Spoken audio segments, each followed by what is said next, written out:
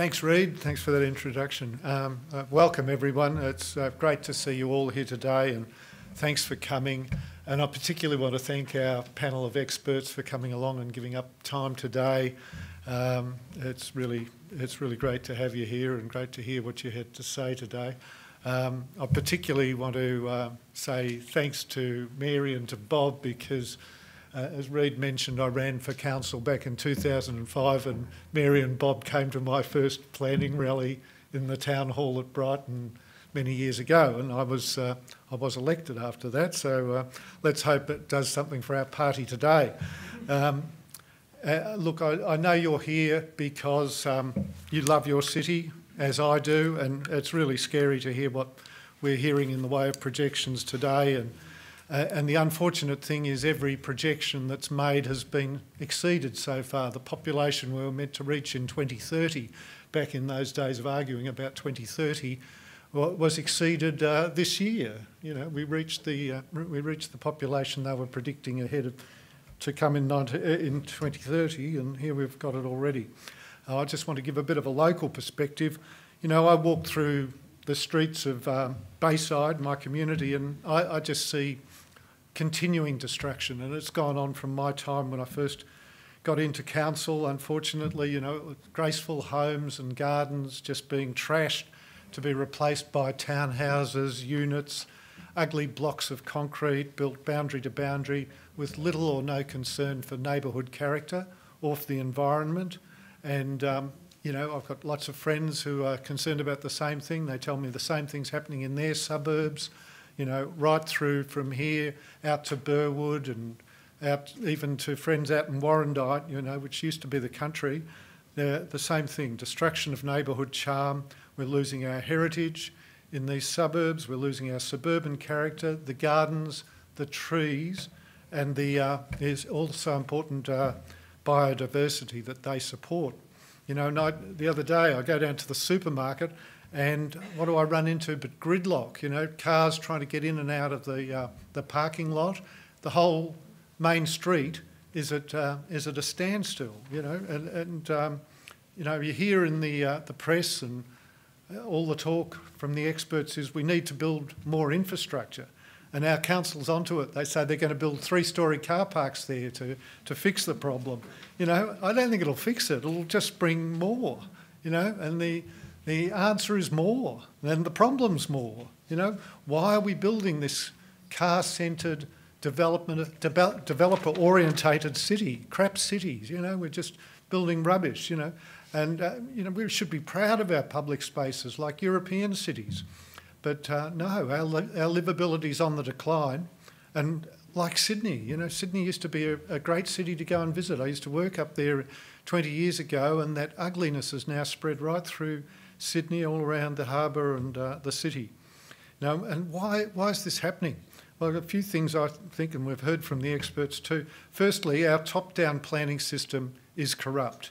You know, the major parties, Liberal and Labor, take money from the developers, and these major parties, they pay lip service to the interests of residents at election time, like now, but in government, they listen to developers and the planning industry. The growth lobby and its power has been pointed to here today, and it's enormous. Secondly, our own planners, that is our public planners, sing from the same songbook as the developers. More housing, more urban consolidation, more apartments, more units, more high-rise, unlock the potential of the middle ring suburbs. That's what Plan Melbourne advocates, and you've heard what that means. That means removing any protection given by local councils and allow more demolition and more building. Every house that goes up for sale is a potential development site, you know, and the price of family home is just bidded up and up and up. It's just bad news for our kids, really bad news. And property development is a government-protected industry, supported by skyrocketing population growth through a ramped-up immigration policy. Melbourne grows by 100,000 people per year. Well, I've just heard today from Bob, it's 129,000 people per year. That's over 2,000 people a week, every week looking for accommodation in Melbourne.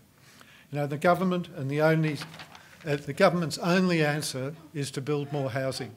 And the problem with Melbourne's planning is that that's the plan. It's the only plan that's in the planning scheme that gives a real direction to decision making, and that plan is more.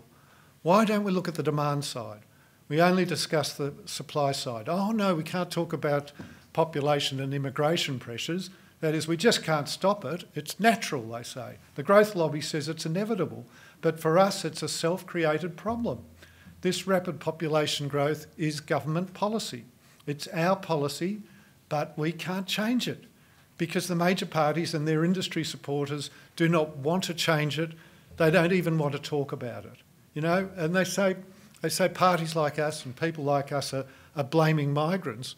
We're not blaming migrants. Nothing wrong with migrants. We're blaming the government.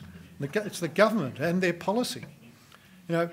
So not only that, we've got the population problem and we've also got a planning dictatorship. The planning dictatorships run from the minister's office, the planning minister's office. He makes the rules and he breaks the rules, and the enforcer is VCAT, the developer's court. You know, we lose the majority of cases brought, our council in VCAT all the time. We lose the majority of cases in VCAT to the developers. Absolutely. Sustainable Australia wants to take VCAT out of the planning system. It's staffed by unelected technocrats. It should not be a planning body. You know, VCAT members do not work in the public interest. They support the interests of the planning and development industry. And planning should be done at the community level, at the local level, not in VCAT. Nor should the minister or his department be able to overturn and overrule and interfere in our local planning decisions. You know, planning should be a good thing. Planning is normally a positive, but not like in our system, deregulated, discretionary and encouraging the atrocious. Then we, the residents, have to try and make the atrocious less bad. But planning should be conceived at the local level, initiated by community planning groups. Then planning should set the agenda, the social, the environmental needs, the density and the height limits, and the population for those areas. You know, then developers would have to conform to the local planning, established local needs. That's the democratic process. We don't do that. The big parties haven't helped us, despite their promises, and they'll make promises again, that's for sure. They won't help us. They support the status quo. They support the developers, the technocrats and the growth industry. At this state election, I urge you all to vote for a party which will institute better planning to stop overdevelopment by returning real planning power to local communities and councils. Now, I only know of one party promising this, and that's our party, Sustainable Australia. Now, I've been fighting on about these things for a long time, and we've really got to push hard to get this. You know, I just urge you all to consider every vote that you take away from a major party and give to this party sends a message to those in power that these are the sort of policies that we want. This is the sort of issues that we as a community are fighting for.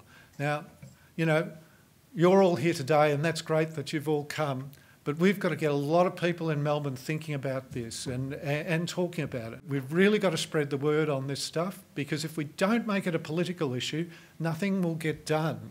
The only thing the people in power worry about is losing votes. You know, Reid and I and a few others, Lynette, and we've been, and others on the panel that have been on local government, realise that's what politicians notice. If they're losing votes, then they start thinking we have to do something differently.